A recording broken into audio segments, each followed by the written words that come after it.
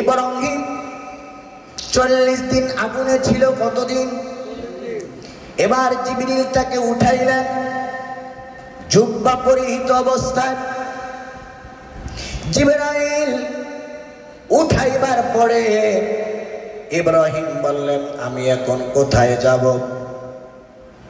জিবরিল বলল, আপনি টেনশন করতে হবে না, আপনি 40 দিন অগ্নিকুণ্ডে ছিলেন, এই 40 দিনে আমরা আপনার জন্য একটা ব্যবস্থা করে রেখে দিয়েছি। বলে, কি ব্যবস্থা?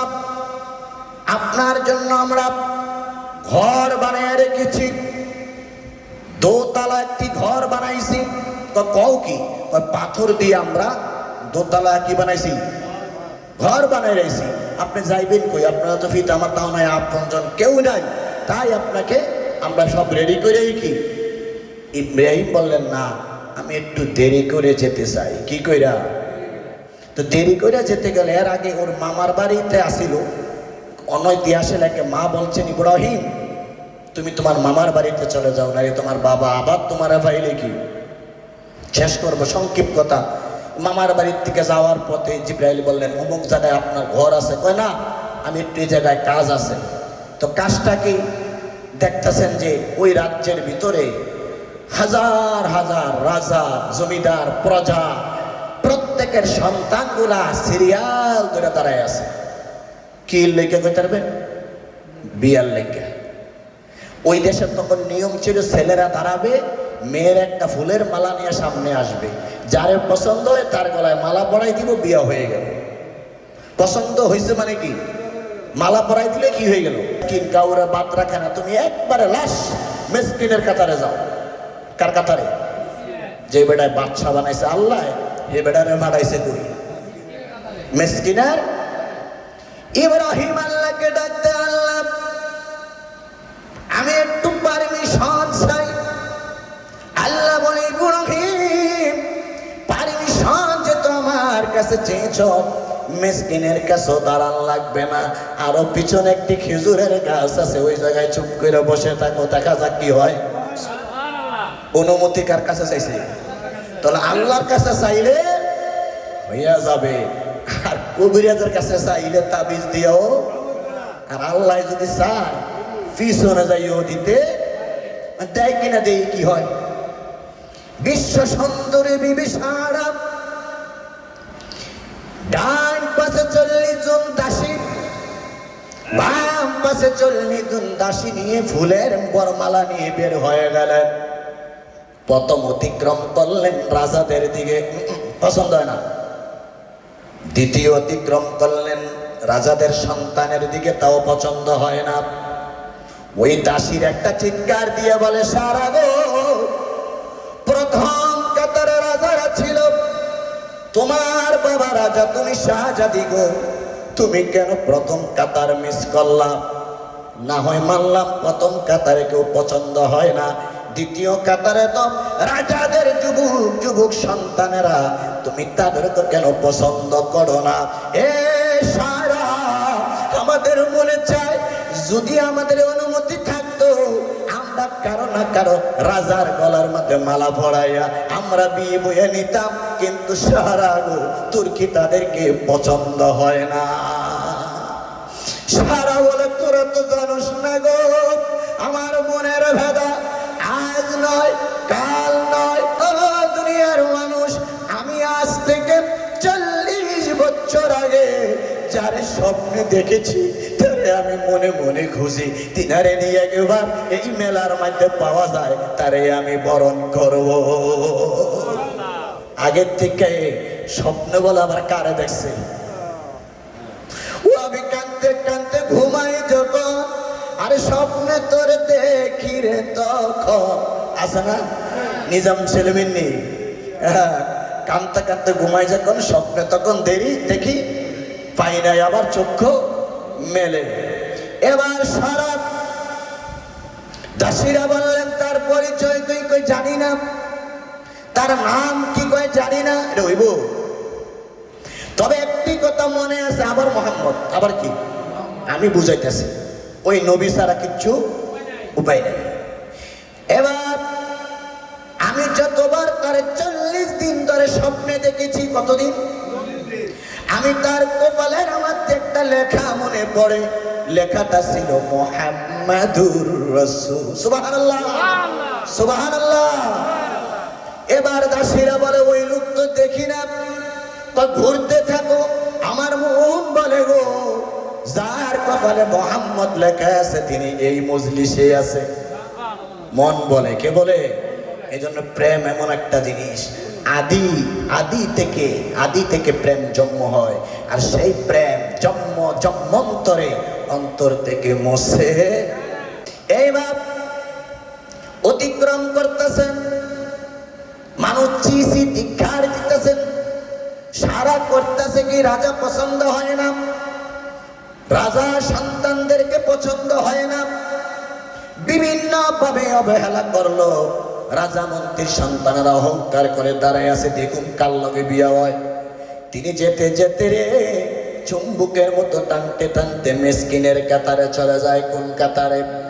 মেসকিনের কাতারে চলে যাওয়ার পরে তিনি মেসকিনদের সঙ্গে দাঁড়াইছিল, মেসকিনরা তারে দাঁড়াইতে দেয় না ইব্রাহিমকে। 40 দিন আগুনের কুণ্ডলিতে ছিল। মেসকিনটা কাছে দূরে যাও, তোমারে দেখলে আমি বিপদ, আলাদা গেছে। এইবার ওই খেজুর গাছের নিচে যাইয়া যখন চেহারা দেখছে, মনে পড়ে গেছে, ডাক দিয়া কই, বান্ধবীরা গো, যার জন্য এত আয়োজন, এত কিছু, ওই যে আমার বন্ধু দাঁড়ায় আছে, দে মালাটা দে, আমি আমার বন্ধুর গলায় পড়ায়া দে। ইব্রাহিম নবীর গলায় মালা পড়াই দিলেন। রাজার দিছি ইজ্জত থাকতো না, দৌড়া একটা মেসকিনের গলায় কি দিছে, এটা মেসকিনও এরম তো আঙ্গ দুর্গতি, সবাই বাজে মেসকিন ফকির কি আর আঙ্গ দেশের এদিনকার মানুষ সবার বেলায় এরকম। এইবার ইব্রাহিম নবীকে এই শ্বশুর বাড়িতে থাকতেছে কয়েকদিন, শ্বশুর বাড়িতে। পরে এখান থেকে ইব্রাহিম নবীর লেগে আল্লাহ গায়েবী ঘর বানাইছে, আবার হেন লইয়া গেছে জিবরাইল। তখন ওই জায়গায় যাইয়া দেয়, বাড়ি আছে একটা, কিন্তু কুকুর আছে 40টা। কুকুর কয়টা? এখন আমরা তো কুত্তা দেখলে ভাইরা, কুত্তা দেখলে ঘৃণা করেন, কুকুর দিছে কয়টা? 40টা কুকুর। প্রত্যেকটি কুকুরের গলা একটা একটা সোনার শিগল। কিসের শিগল? স্বর্ণের শিগল। প্রত্যেকটি স্বর্ণের শিগলের মধ্যে এক একটা স্বর্ণের মেডল ঝুলতেছে। 40,000 কুত্তার ভিতরে কেউ বলছে 40,000, 40,000 কুত্তা থেকে 40,000 স্বর্ণ। টাকার অভাব আছে। ইব্রাহিম বলে, জিবরিল এগুলো আমি কি করব? জিবরাইল বলে, আল্লাহ আপনাকে আদেশ করেছেন এই কুকুরগুলা নিয়ে আপনি বেবিলন শহরে যাবেন। বেবিলন মানে এর জন্মস্থান। আর একটা চক্কর দিয়ে ঘুরে চলে আসবেন, আর কিছু লাগবে না, এটা হলেই হবে। কারণ কি? কারণ হলো আপনাকে আপনার বাবা তারেক আর ওই নমরুদ নিঃস্ব সৈন্য কইরা সর্বহারা করে একটা পরনের সুতাও দেয় নাই, নিঃস্ব করে পাঠায় আছেন। আমার আল্লাহ বুঝাইতে চায় যে আল্লাহর পক্ষে আছে, তার সোনা অলংকার কুকুরের গায়েও থাকে।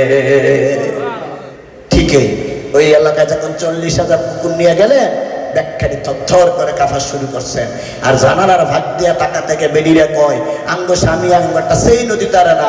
আর ইব্রাহিমের খোদা কত ধনী, কুত্তার গলায় স্বর্ণ পরায়। আমরা ইব্রাহিমের খোদার উপরে ঈমান আনলাম, লা ইলাহা ইল্লাল্লাহু ইব্রাহিম খলিলুল্লাহ। স্বর্ণ এই জন্য কিছু কিছু জায়গায় বিলাসিতা দরকার, কিছু কিছু জায়গায় ফকিরের বেশ ধরার সময় বুঝে।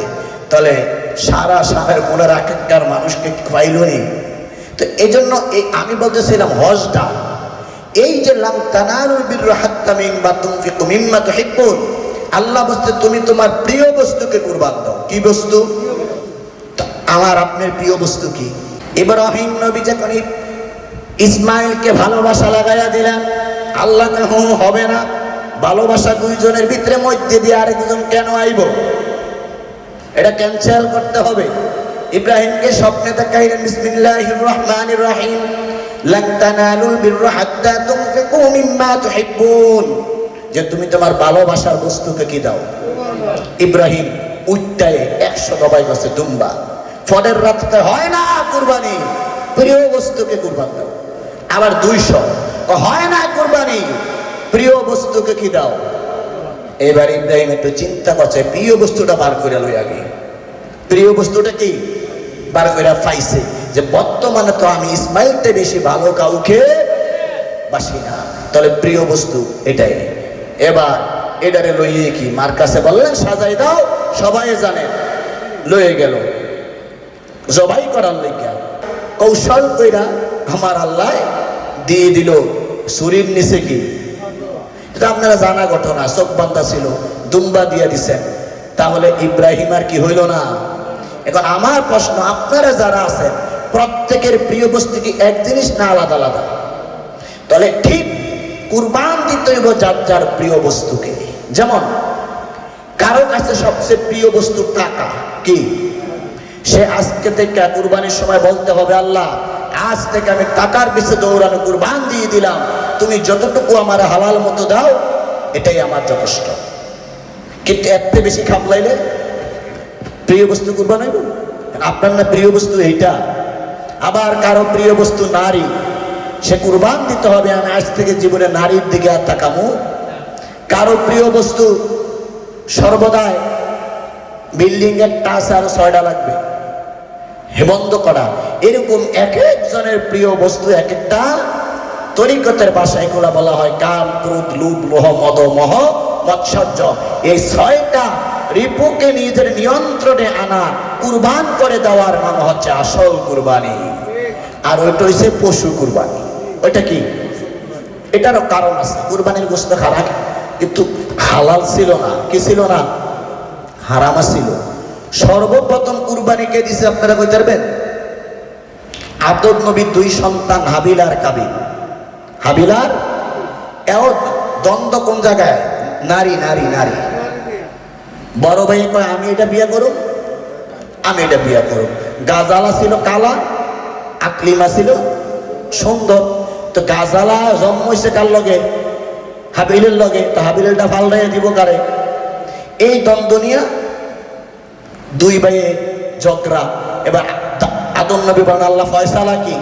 ফয়সালা হলো 2 জনে মিল্লা কিছু ফসল তাদের যা যেটা প্রিয় মনে হয় পাহাড়ের উপরে রাখো, যেটা আগুন দিয়ে পুড়ে যাবে এটা কবুল হইব, আর যেটা কবুল হইতো না সে আকলি মারে ভাইতো। এটা কুরবানির নিয়ম। ফালাই দিয়ে আসবেন, আকাশ থেকে আগুন এসে কি করবো? যারটা পড়বো তারটা কবুল হইছে ধরে নেওয়া হবে, আর তারটা কি হয় না, যারটা পড়ে না। এই শর্ত দিলেন, ঠিকই দিলেন। কিন্তু হাবিলেরটা পুড়ে গেল, কাবিলেরটা তাতেও কাবিল আল্লাহর বিচার কি করে না, মানে না। ভাই এরে কি করছে? হত্যা। এই পৃথিবীতে সর্বপ্রথম হত্যার দায়কে কাবিল। এর আগে কেউ কাউরে হত্যা মানুষের ভিতরে। এবার এই পৃথিবীর জমিনে যখন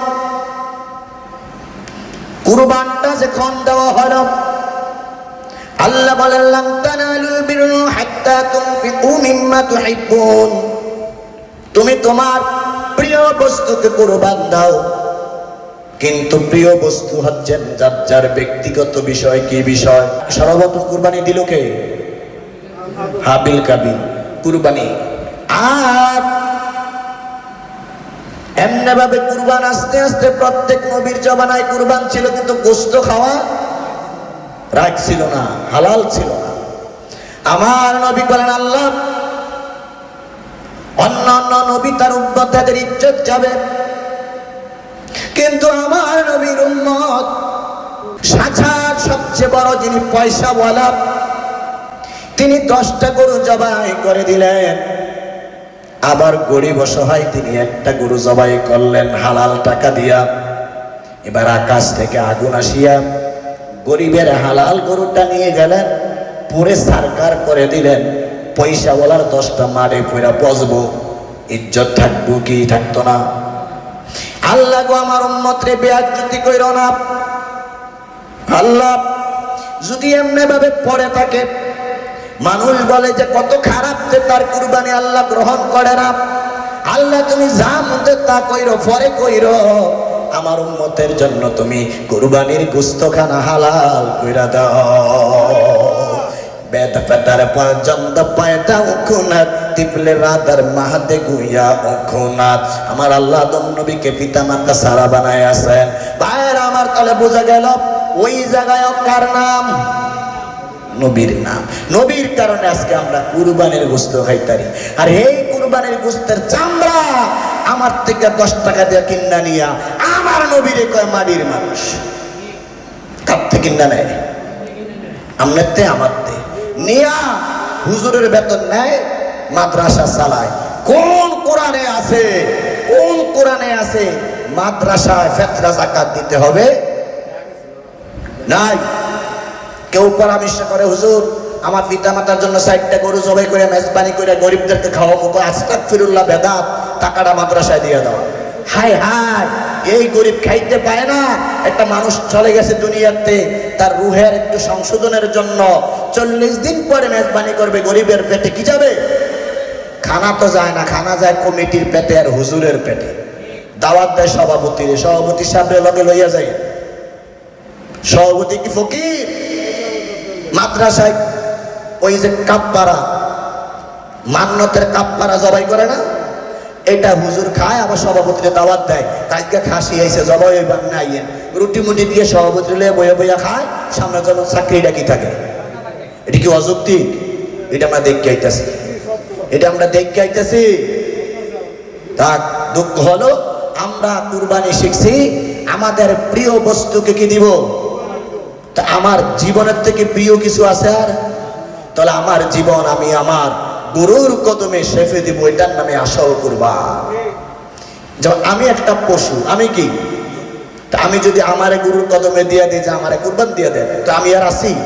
তো সে তুড়ে করতে সে তুড়িনি তরিকতার লোক গো। কারণ কুরবান হয়ে গেলে তো মরা, আর মরা মাসে কি নাই? ছাদ নাই। হ্যাঁ, কুরবান হইতে পারে না বিদায়, আর কি উড়ে 4টা জায়গা। আমার যে কত মানুষ গাইল্লায়, কত মানুষ ভণ্ড কয়, আমি তে হাসি, কেন আমার তো চেতুরে না। আমি জানি তারাই ভালো, তারাই আমার পরম বন্ধু, তারা আমার ভুল ত্রুটি ক্ষমা করে দিতেছে। এর চেয়ে বড় বন্ধু আর পৃথিবীতে আছে?